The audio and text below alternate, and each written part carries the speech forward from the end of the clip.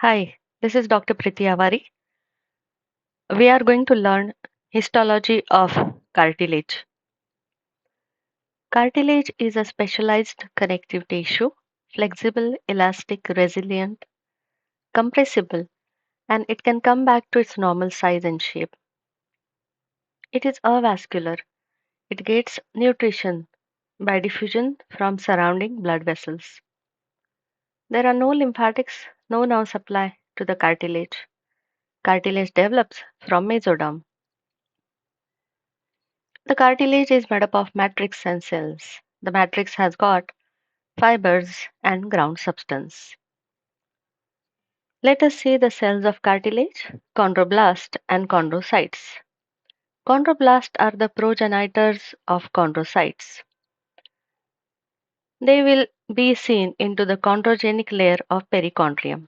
They secrete collagen and other extracellular matrix component. Chondrocytes are mature cartilage cells. They reside in the matrix. They are spherical.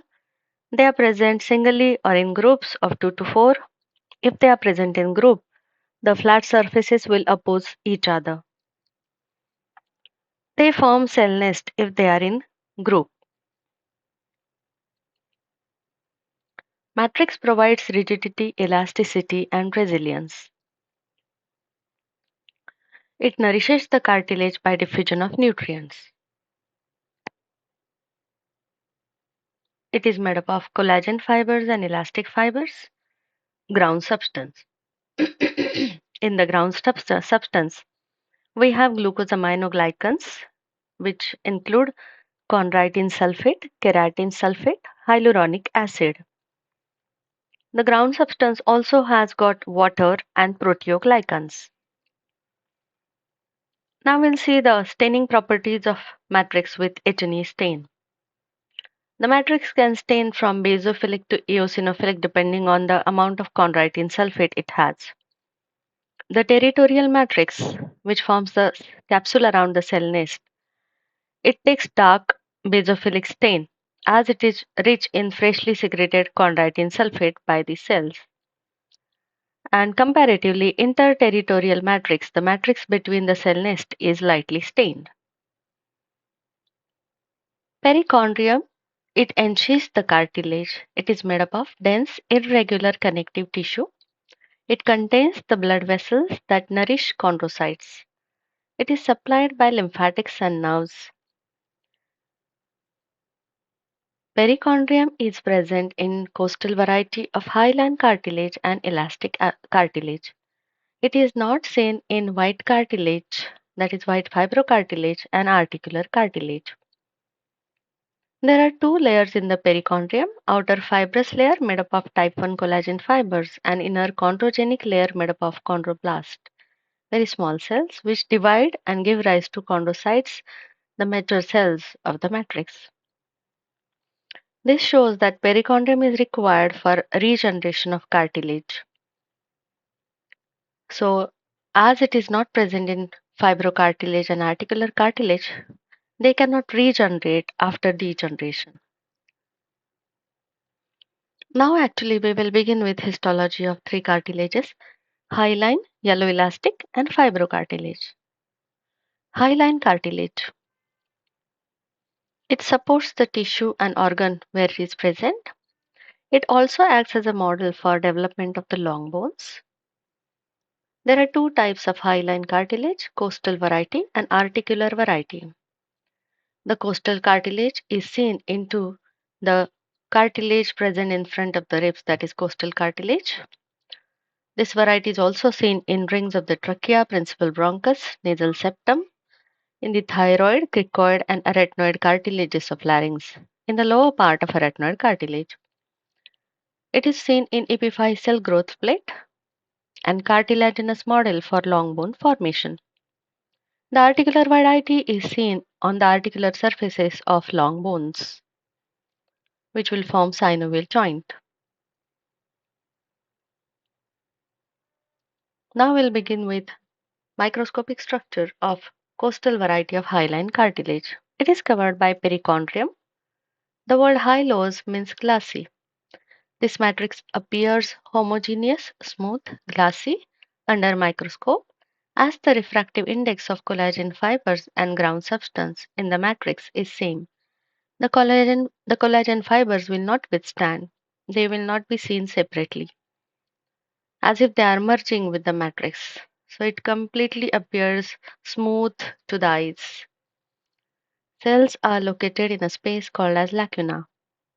The chondrocytes are present in groups called as cell nest.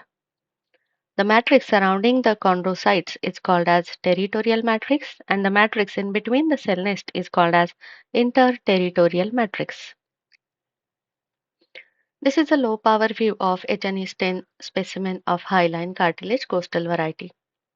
What you can see is it is covered by perichondrium. The perichondrium has got a fibrous layer outside made up of collagen fibers, and inside there is a layer of chondroblast.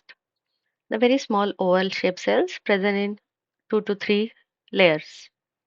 Deep to that you can see there is matrix. This is the interterritorial matrix, and in the matrix you can see there are groups of chondrocytes present in a space called as lacuna. These groups are called as cell nest. The flat surfaces of the chondrocytes, they are facing each other, and around the cell nest you can see this is the territorial matrix. The articular variety of hyaline cartilage. Where can we get it? For this we generally make a specimen from the phalanx. We take the articulating surface of the phalanx and we process it, and there we get a articular cartilage. We stain it. So what you can see is this yellow colored picture. This is actually the articulating surface of that phalanx, and it is covered by articular cartilage. So this is an H&E stain specimen. You can see there are four zones of chondrocytes in this cartilage. The superficial one, zone 1, is tangential zone. Here the chondrocytes, these very small cells, they are tangentially placed. You can see they are placed horizontally. Zone 2, this is a transitional zone where the cells are placed obliquely. They are not horizontal nor they are vertical. They are obliquely placed. So you can see there are 3-4 layers of, or maybe more than that, layers of chondrocytes in transitional zone. Below that there is a zone where you can see there are vertical rows of cells. This is a radial zone where the chondrocytes are forming vertical rows. And deep to that you can see a calcified zone where chondrocytes are present but the matrix is calcified. Now, articular cartilage is very difficult to identify under H&E stain as it stains very faintly. It's very difficult to identify as the cells are very small compared to the coastal variety. You need to develop your eyesight. You have to see the slides again and again. Then only you can identify the tissue within a fraction of a second. Yellow elastic cartilage. It will provide support and flexibility to the structure where it is present. It is adapted primarily to withstand the repetitive bending, and it gives shape to the structure where it is present, as in the ear pinna. Even if you fold the ear pinna, it comes back to its normal size within a second. It appears yellow on gross appearance due to presence of elastic fibers. With H&E stain, it will be stained eosinophilically. So everything will be eosinophilic except for the nuclei of the chondrocytes. If we want to see the elastic fibers in the matrix of elastic cartilage, we need to stain the slide with Van Gieson stain. With this stain, the fibers will appear black in color.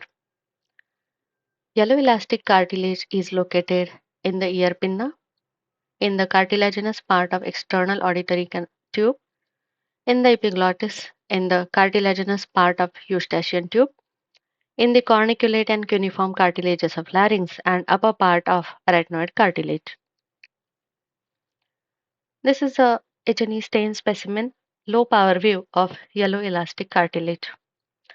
We can see the cartilage is covered by perichondrium. Deep to that, in the matrix we can see there are elastic fibers. These elastic fibers, you know their property, they run singly and they at the end they will divide, they branch and their ends are curled.